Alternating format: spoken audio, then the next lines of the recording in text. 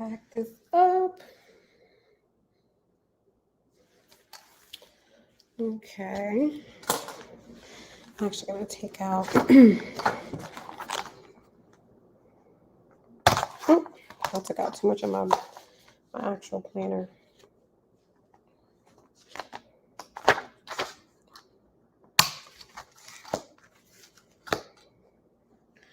I'm going to add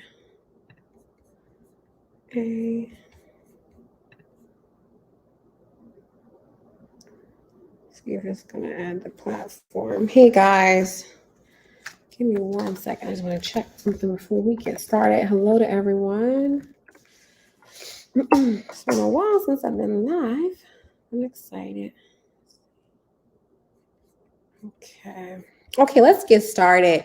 So hello to everyone who is here. Hey guys, hey Christy, hey Miss Congeniality, hey Instagram, hey YouTube and Facebook and Instagram. So today we're going to be covering, it's a pop-up class. I'm going to keep this up on the YouTube channel. Definitely wanted to get in a video for this week. And this is a continuation of what was sent out in our email. And again, if you're not a part of our email community and you are a leader in business and or ministry, one of the things that I focus heavily on in my community is teaching leaders in business and in ministry on growing platforms, establishing their message, reaching with their voice. And so we cover things that, in my opinion, are foundational to you having a great business, a great ministry, and not just something for social media or something just for people to see. And so this week we talked about scale.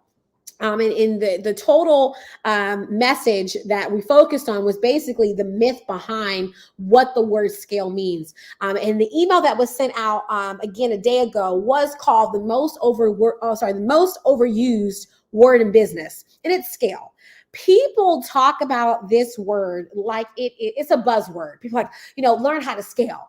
Are you scaling your business? Are you scaling your business, right? You have to learn, you make sure you're scaling your business. Make sure you're scaling your ministry.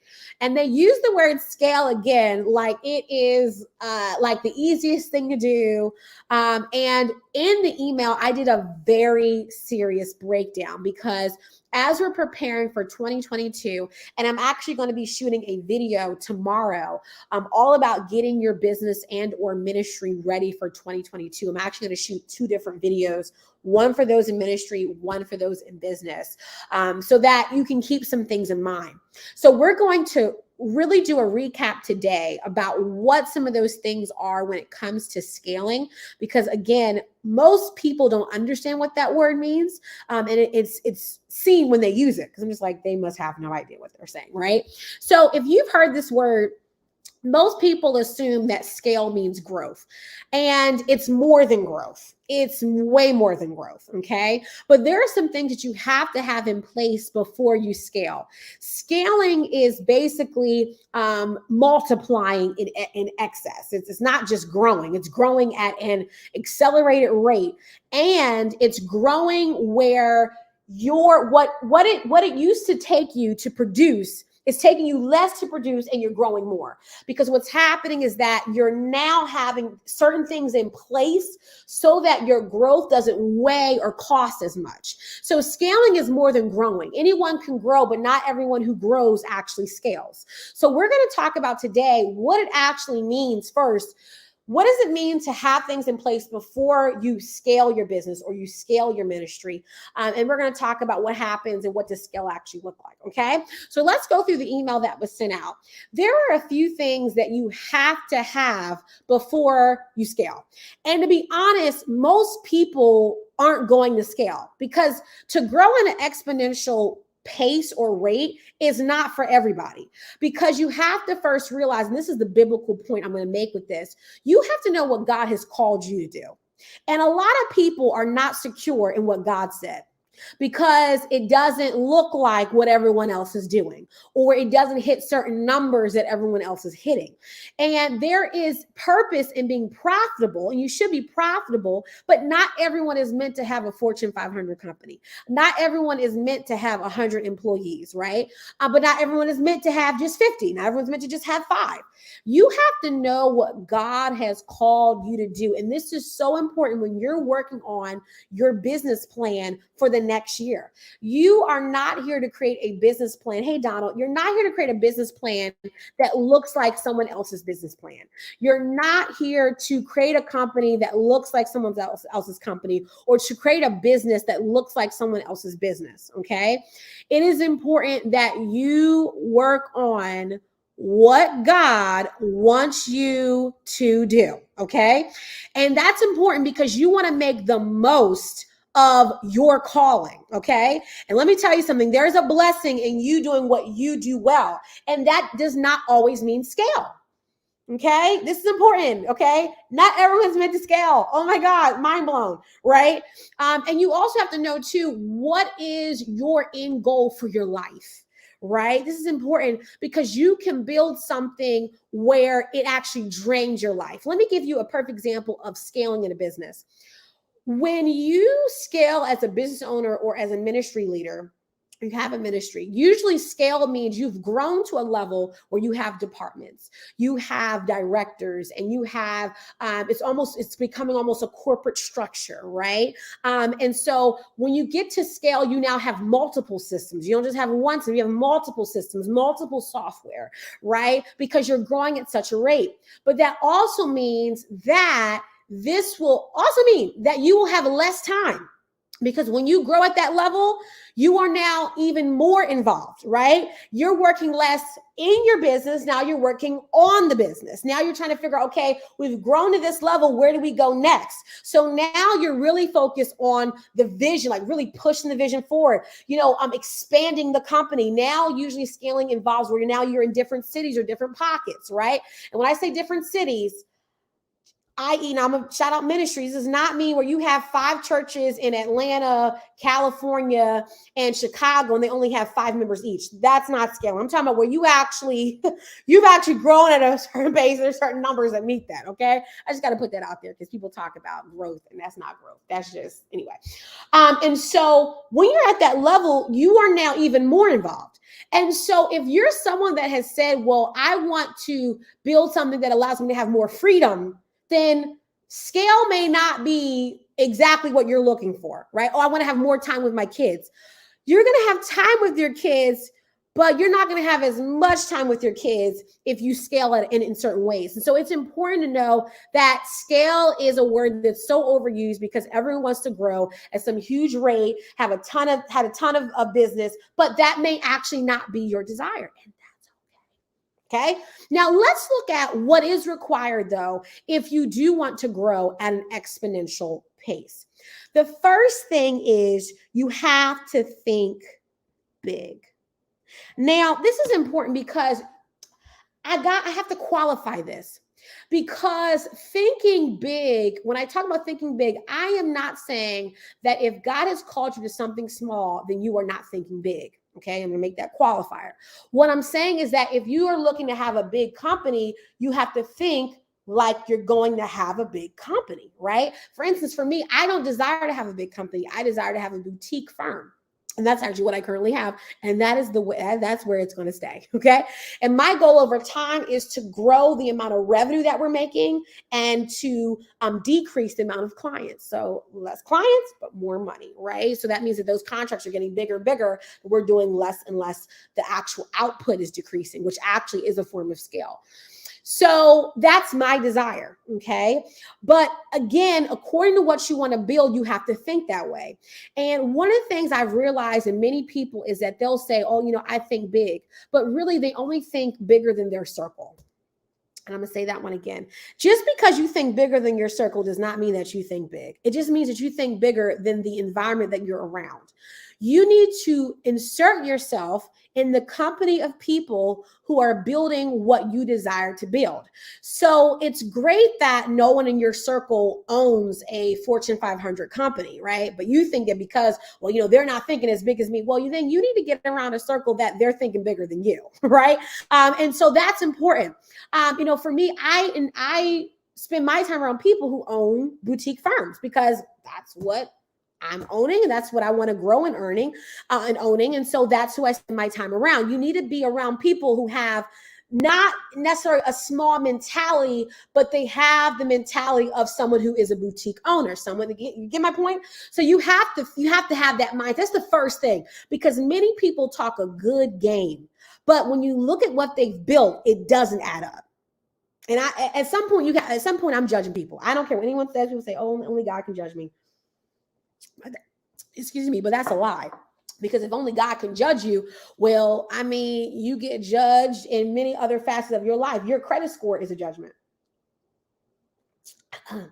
It's a judgment of, now we're not talking about student loans a little bit, that's, a medical debt. But, when you promise to pay somebody back and you don't pay them back, that's a judgment. That's a judgment. Okay. So you say only God can judge you. Well, there's many areas where you are being judged, right? When you get your performance report at your job, or when someone is giving you advice, right? So it is important. I look at people's fruit. And so you do have to assess, who you're spending time around, because that will influence how you grow your business. So the mentality, again, is going to be very important. The next thing that's important to growing any business, and remember, there's a difference between growth and scale. The second thing is that you need to realize the difference between growth versus scale. Those are two different things. Okay. Growth versus scale.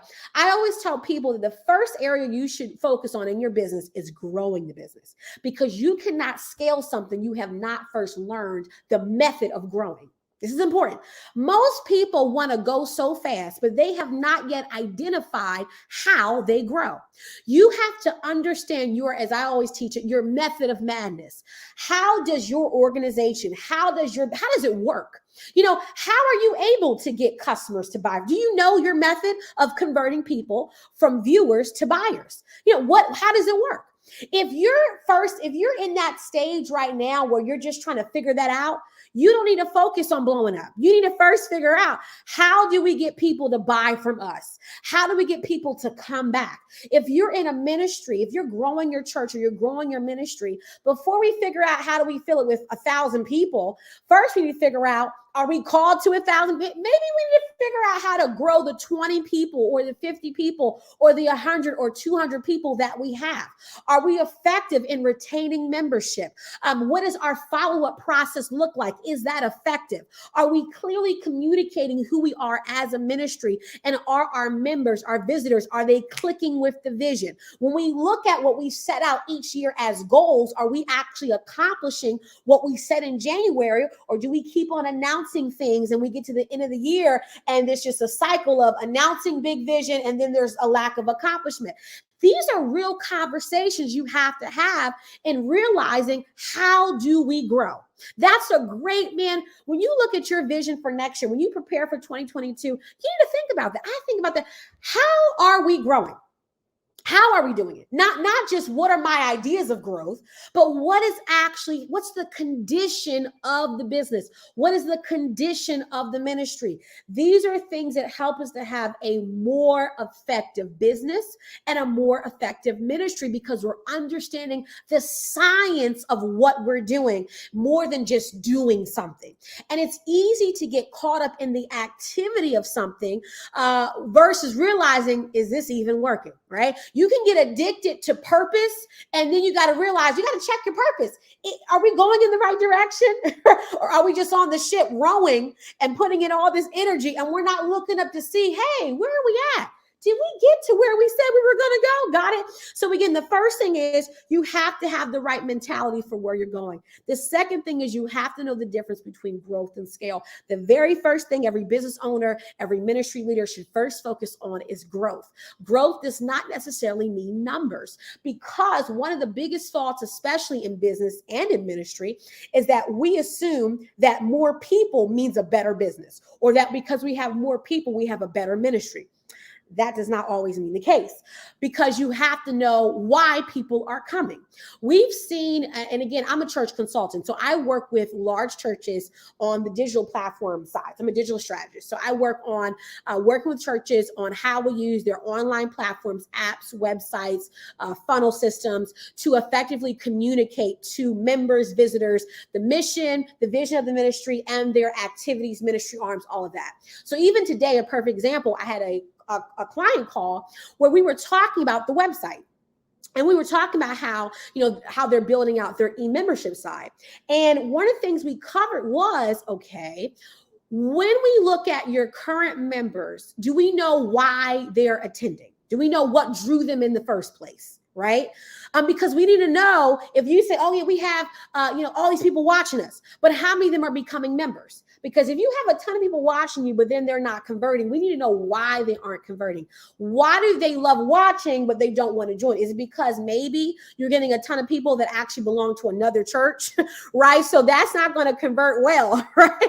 Are you doing things that are driving membership focuses versus just general events?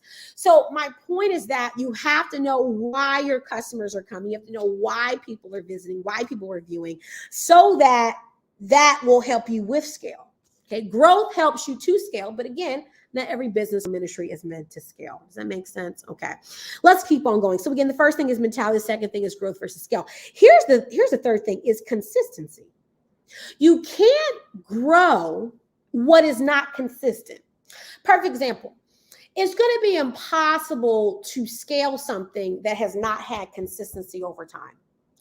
So before you, and we talked about this in the email, before you install these robust systems for your business, invest in all these different things, the first question is, have you had consistent sales and growth over the past 12 months, right? If there's been inconsistency every month, you don't need to add anything new, right? I tell a lot of newbies in entrepreneurship, I said, listen, you're listening to every guru tell you need this system, you need that software package, they want you to sign up for this. Add every single, join every single affiliate link they provide you. By the time you get done, you've put so much money in expenses that you have not generated any profit. Let's first get the boat off the dock. That's the first thing we're focused on. Let's get consistent for 12 months straight, right? Because if you cannot be consistent in your business for 12 months, and I'm talking about, the thing about consistency is not posting on social media. I'm talking about generating profit. First of all, generating revenue, because you may not even generate profit for maybe the first year, but generating revenue. If you cannot generate revenue yet consistently, don't worry about scaling. Don't worry about, exponentially growing. I want you to focus on being consistent. Most people struggle with this because everyone wants to blow up. It's better to find the science of your business. Let's figure out, how do we get consistent sales every month? You have to learn how to tinker. You got to play with your business. And this is, to me, what really makes someone an entrepreneur. Okay. An entrepreneur is someone who is addicted to the tinkering. Right? I mean, they've been working their business for years, but they're not just working a business for years. They're figuring out what's going to make it work well. Because some people, they call themselves entrepreneurs, but they are okay with being mediocre for like 20 years. And like, to me, that's not entrepreneurship. That is, I don't know what that is. That is addiction to mediocrity. I'm not that person that's trying to brag about being in business for 20 years. We've been having the same revenue, low goals for 20 years. Those are not goals. You got to figure out how to grow it, right? You got to figure out how to get better. So an entrepreneur is consistently tinkering to figure out, okay, how do we pivot here? How do we adjust? How do we perfect this? How do we perfect that? And you also are not overthinking, though, at the same time, because some entrepreneurs, they tinker so much that they take something offline to try to perfect it, and then they go ghost for like a year. No. Tinker it live. Tinker it while it's out there, okay? But don't try to put it on the back burner. I'm going to put my business on pause for 3 months. I'll come back to it. That's not an entrepreneur. Okay, you got to get out of fear and you got to work the system. So how do we become consistent? Let's get into let's do some real business talk. Okay, not that stuff people do online. They be just trying to give you motivational quotes. Okay, let's talk real business. Real business is this: you got to make sales. So you got to talk to people. You got to connect with people. Don't ask me how to do it. You find out how to do it. If you're hungry enough for sales, you go out and find the people. Okay. And if you don't have that innate desire to go and find the people, you need to work on that innate desire, because no one's going to walk up to you every single day and say, hey, here's money to support your business. Here's money. Now, God may send somebody, somewhere to use their power, potential, and their ability to help you. But that is not how you grow a business. We don't live by miracles. We live by principle. and we live by faith. Okay. So, miracles happen, but you got to live by principle. Principle is I have to show up in my business in a consistent way to get sales. That's the foundation of every business is sales. Ministry is focused on impact. If you're in ministry, your focus is getting consistent impact. Okay. Not just producing content, motivating people online. I was talking to someone in my coaching group for Love Your Calling. And I told them, I said, well, as a ministry, you may not be focused on monetization, right? Because that's not your focus, but you do need to be focused on impact. How are we consistently impacting people? And we cannot assume impact. We can't assume that because we put out a teaching series that people are impacted, because you're making the assumption that your teaching is touching them. Well, we don't know if it touched them until they tell us that it touched them.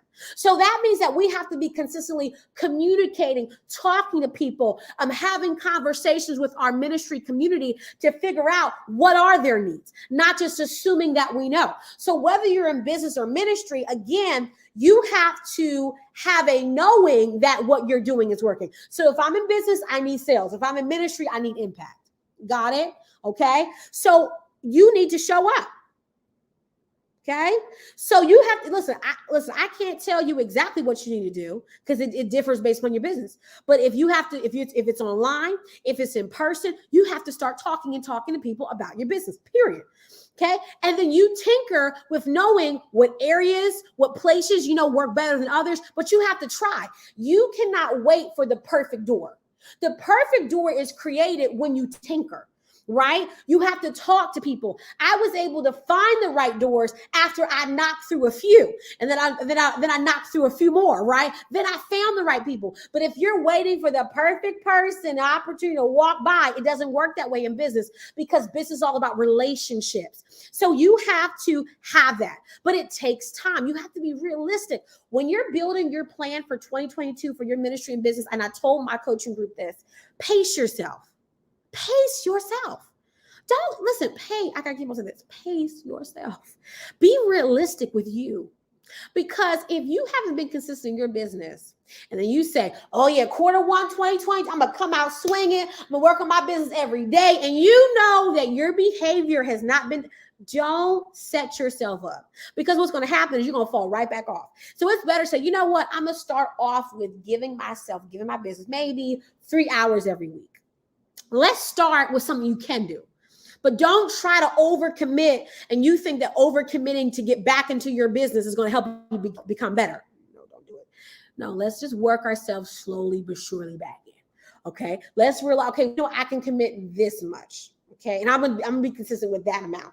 Okay. So that's consistency. We're almost done. Hopefully this is helping you guys. Okay. Hopefully this is helping you guys. And you got to work the business, man. It takes time. It's going to take a couple years. I wish someone versus these gurus. Y'all ever seen that equation they post online? This is what they say.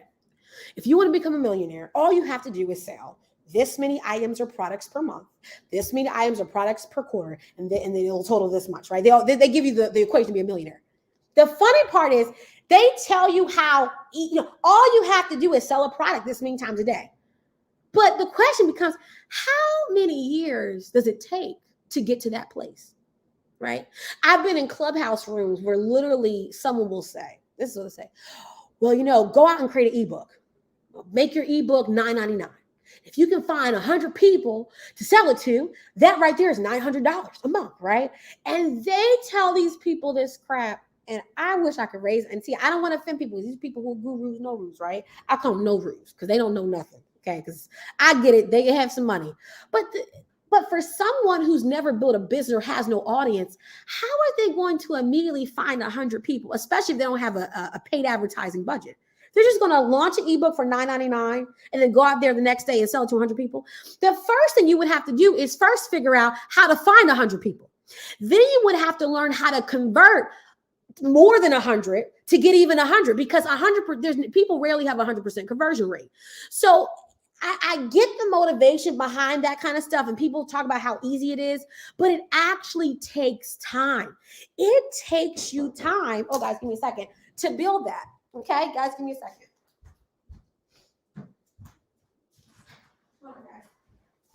So it takes you time to build that amount, right? So to be realistic, we would say, okay, for quarter 1 of 2022, what is my growth goal? So you may say, you know what? I want to, this is very simple. I want to grow my email list by 50 people, right? Because if I'm starting from scratch, right, and I've never built a business before, I shouldn't say, well, yeah, I'm gonna go out here and find 1,000 people. Let me first figure out how to get 50 people on my email list, right? This is like being really strategic and realistic, right? Versus shooting out there, right? So let me first say, how do I get 50 people? Right? Because if I can learn how to get 50 people, then I can learn how to get 50 more, and then I can get 100 more, then I can get 200 more. So see, this is going back to our whole conversation of learning what the science of it. I have to learn the science of it. So then I can begin to then multiply that. Then I can multiply that group. Then I can multiply that group. Does that make sense, guys? So that is actually how you begin to grow it. Okay. So again, the first thing is mentality. The second thing is knowing the difference between growth and scale. The third thing is knowing how do I stay consistent and again in those two paths. And then the fourth thing is having realistic goals. I have to have realistic goals for what I'm growing, right? And not setting myself up for disappointment. And this is how you learn how to be content and growing at the same time. So you set realistic goals and you don't go out here and you see someone that says, learn how to grow your email subscriber base by 1,000 people in 30 days. Right now, here's the thing. Paid advertising, if you have money for paid ads, you can grow very fast. But here's the funny part. You still need to learn the science of your business. Because you could throw, I've seen people all the time, they have a ton of capital to grow their business, right? They throw a ton of money in their business, boom, blows up. But you don't know the science of your actual business. You just threw money at it.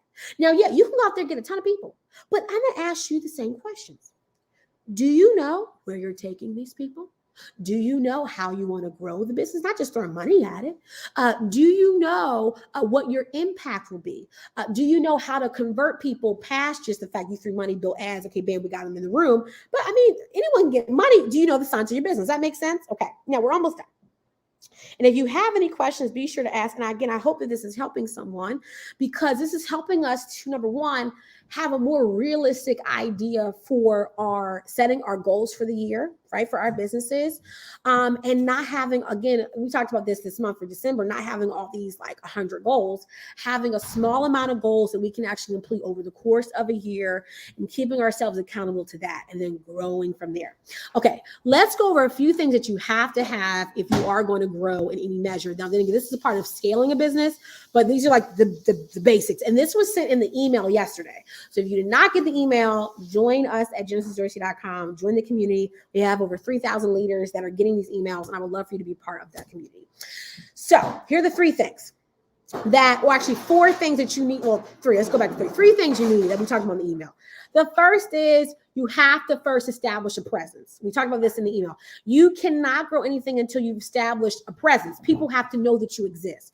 If they don't know that you exist yet, don't worry about becoming bigger because you can only grow at the rate that people know. They got to know that you exist. Okay. And yes, this live will be kept up on the YouTube channel. So if you, it's youtube.com and then just type in Genesis Dorsey. I have two channels, but there's one that has all these teachings on it. So that's the one you want to look for. It's called Genesis Dorsey Teachings.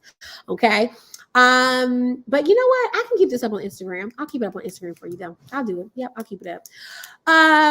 The second thing is you have to have a consistent amount of sales. And this is for business. Now, if you're in ministry, you want to focus in on impact and conversion. So to me, I do think this is important. People don't think it's important in ministry, but I don't care. I think it is important. You should be converting because it shows that people want to become involved in what you're doing. So for online ministries, that could be joining as a community member, joining as a donor, joining as a partner. If you are a physical church, that will be joining as a member, right? But if you have a set of visitors that come every month, every quarter, and you should know what your conversion rate is. Like that's something that I talk with my clients. I ask them, what is your membership conversion rate? From visitors to members, I want to know what that number is. Some people get offended. Well, it's not about the numbers. Well, if you're having church for 52 weeks, Minimum. That does not include Bible studies, maybe during the week, Friday night prayer. If you have all these or events that you throw, if you have all these things happening, right, you probably think, well, if we're doing all these things, what are we doing them for? Now, of course, it's to edify body. I get that. But membership or community is a part of those things because that's how people grow, right? They have to be disciples, okay? So you have a ton of people visiting your ministry, but they're not taking the next step to grow within the ministry, then they're missing a key step, okay? So that's where when we work with, for instance, when I work with churches, like for instance, I have a client right now that I talked to today that we're working with, and we're talking about, okay, because they're making major investments in the software and website and app, and and they're a growing ministry who's under another larger ministry. And I talked to them, I said, listen, we need to go through your follow-up, so your system, and we need, okay, when this happens to this person, when someone walks in the door, okay, and they fill out any information, okay, what's the follow-up team's conversation? Okay. And then what are your numbers? So then we talk, okay, what software are you using? And is that software being used? Right. So for instance, okay, we saw this many people come through the door. Okay. Let's just say in February. Okay.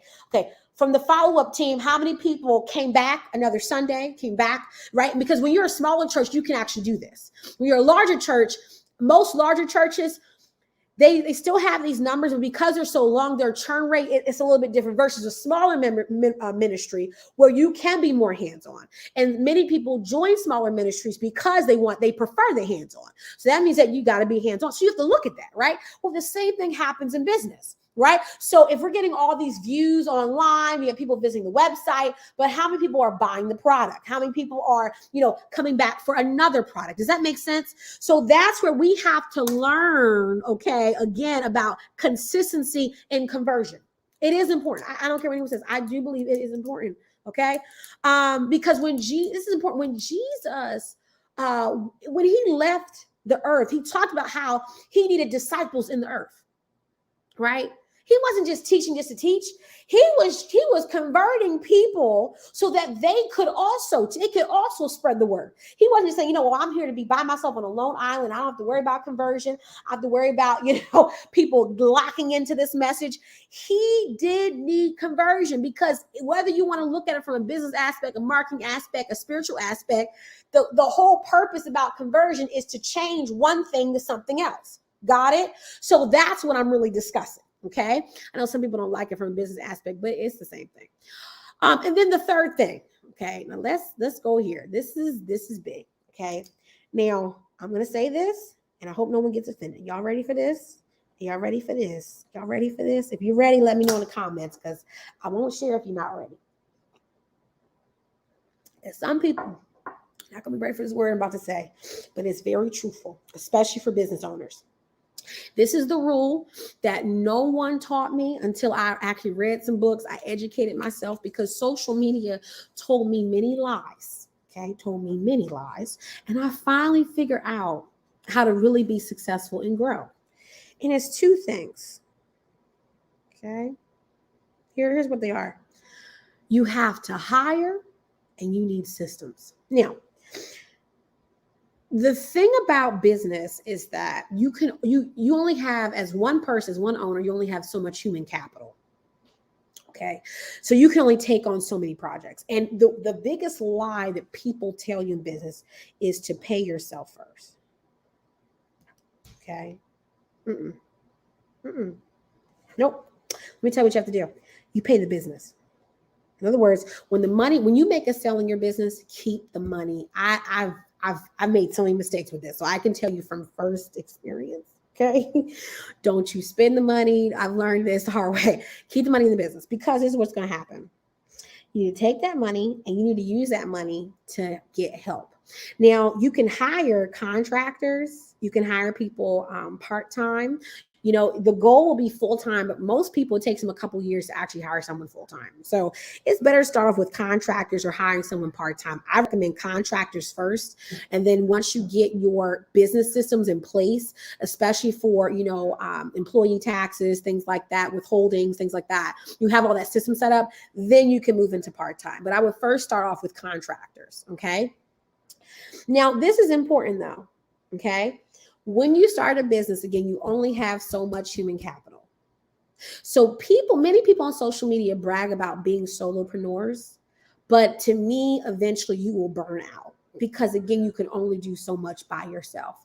So if I was a new business owner, I wish someone would have told me, okay, Genesis, use your first year, 2 years, stacking up and building your business to hire somebody. That should be like your first goal. Your first goal is not to put yourself on payroll. Your first goal is not to buy yourself something. Your first goal is not to say, oh, I built my business. Let me go buy, a bag or a car. No, your first rule of thumb should be to go work your butt off to go get some help.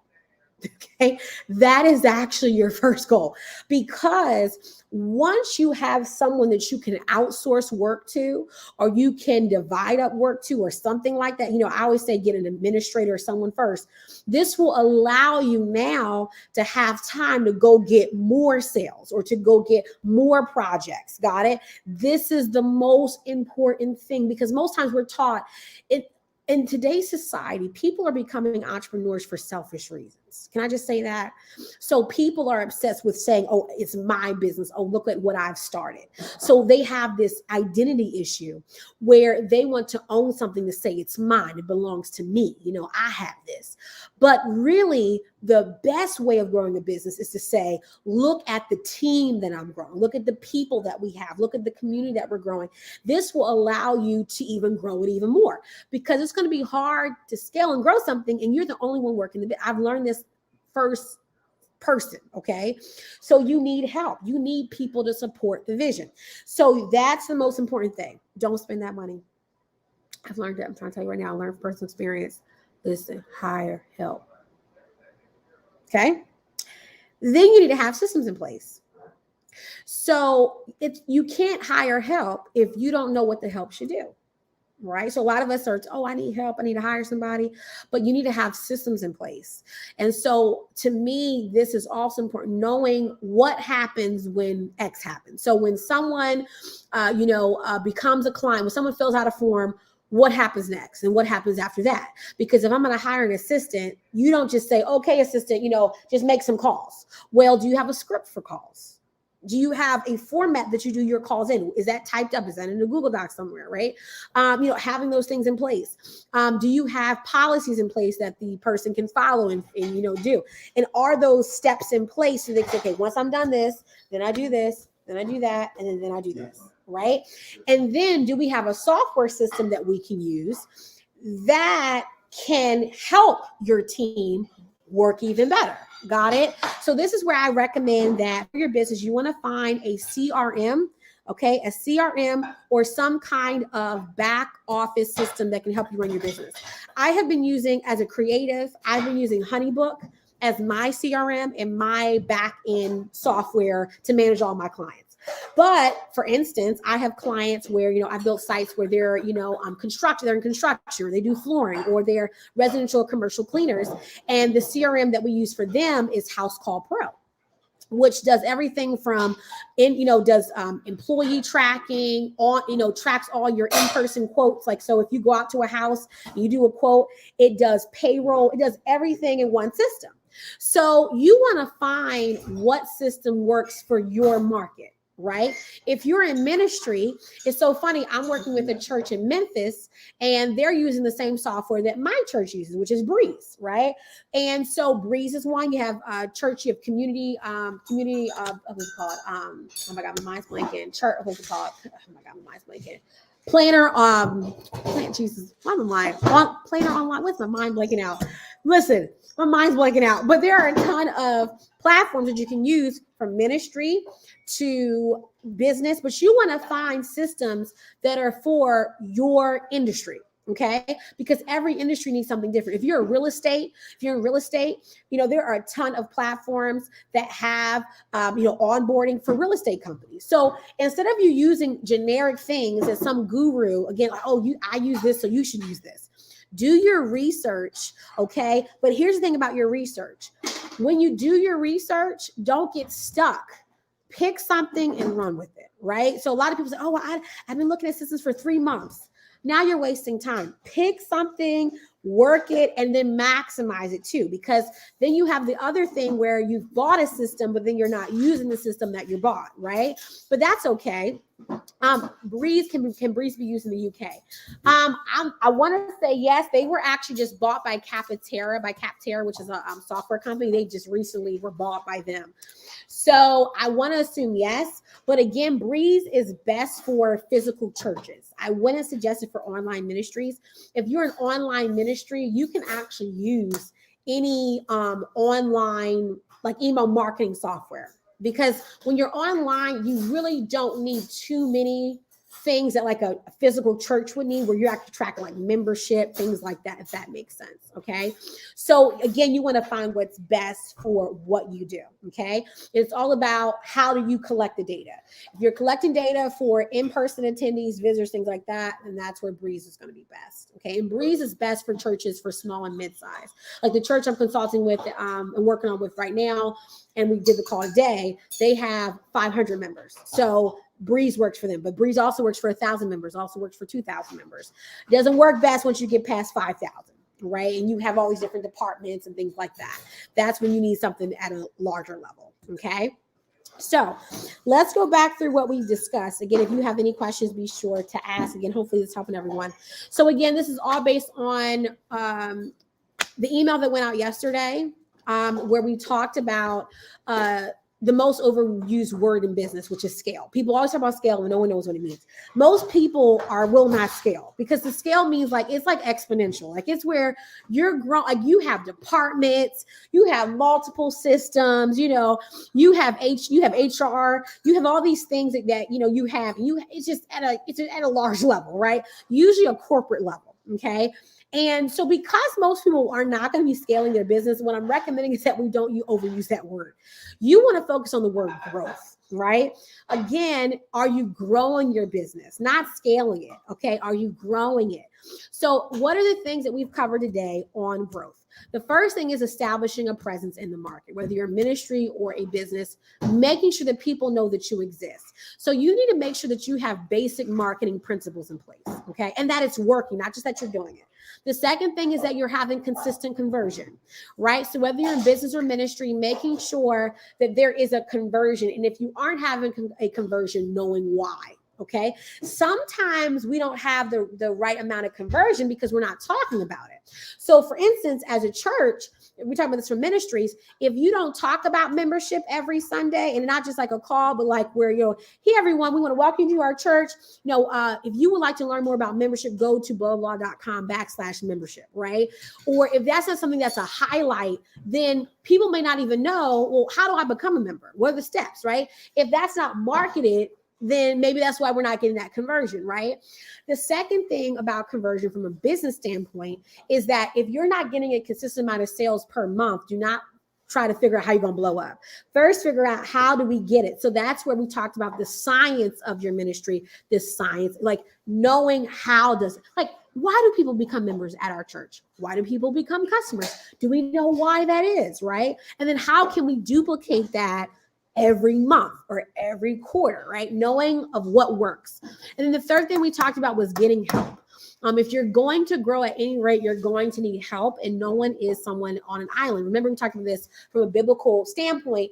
Jesus needed disciples because he would leave the earth. And the only way he was going to be able to multiply his message, this is actually scale, is the fact that he converted. This is important. Conversion helps you to scale.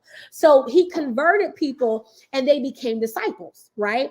And then those disciples converted other people, right? And remember how we talked about this? Jesus had the most impact, but he did not have to touch a ton of people. So he did not have to have a ton of physical contact in order to have a ton of impact. What Jesus understood was the principle of multiplication. If I can convert this many people, and then those people can convert this many people, and those people convert those many people, then bam, the message is spread, right? So this goes why you need help. Because if you don't have help, it's going to be hard for you to do that principle, okay? So as we close, here are your action points. The first thing is focus on growth in your business or ministry. Okay. The second thing is realize that growth is not always about numbers and making sure that the vision is moving in the right direction. Okay. Remember, numbers do not always equate to effectiveness. Okay. Numbers can be a byproduct of many things. You should look at your numbers, but don't base growth simply off of numbers. You want to make sure that what you're growing is actually healthy. Okay. That's the most important thing. The third thing is that you want to create consistency so that you can begin to see what is working and what you need to improve. And then the last thing is find what works for you. Okay, find what works for you. Okay, don't try to become someone else's ministry, someone else's business. Find what works for you. And again, the biggest thing is the vision. That's the most important thing. There are many case studies where, people have blown up and become one-time wonders, right? And they've got all the views, all the people, but one-time wonders, right? You want to figure out what is the vision, how are we working on the vision, and are our people connecting with it? Are they growing by it? And these are the things I want you to think about again as you move into 2022. If you've really enjoyed this, again, I'm gonna leave this up on Instagram, I'm gonna leave this up on the YouTube channel. It's gonna go away on the Facebook. But if you have enjoyed this, here's what I want you to do. I want you to join the email list. Go to my name, which is genesisdorsey.com, and right on the homepage, it'll say join the email community. You're gonna get a free Genius bundle. Get that. We're gonna be having some new freebies come out soon, so be sure to stay tuned. Join the email list so that you get those things. We are ending out December. We had the Embrace the Fragments Bible study and teaching that went out. So that is that. We are getting ready for our January study. If you want to get the January study, which is for leaders in business and ministry, join the email list so that you'll get the biblical study for January. I want you guys to enjoy your Christmas holiday. I'm going to be offline. I'll see you guys next week. We have 2 videos coming out for you guys, some pre-recorded great stuff. It's going to be focused on how to get ready for your 2022 as a business or ministry leader. Okay. So if you want that content, again, join the email list so that you can get strategies, videos, all that great content. If you have any questions, shoot me a DM on Instagram and I'll be sure to get back to you.